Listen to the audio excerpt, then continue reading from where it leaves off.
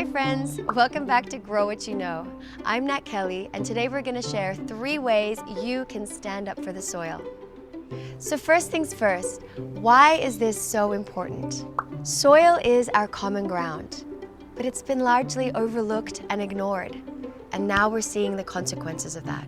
Our industrialized farming practices have depleted the soil, and soil is not easily replaced. Currently, we are losing the equivalent of 4 pickup trucks full of topsoil per acre every year. That's why regenerative agriculture, which builds topsoil, is so important. And even if you're not a farmer, you can still help too. Here's how.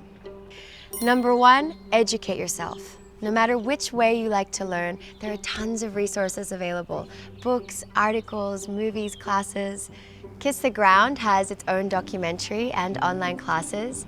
But don't forget to check out books like Braiding Sweetgrass and documentaries like Gather, which explore the indigenous roots of regenerative agriculture. Number 2, start composting. This is the easiest way for you to make a difference. Think of your food scraps as a way to feed the soil.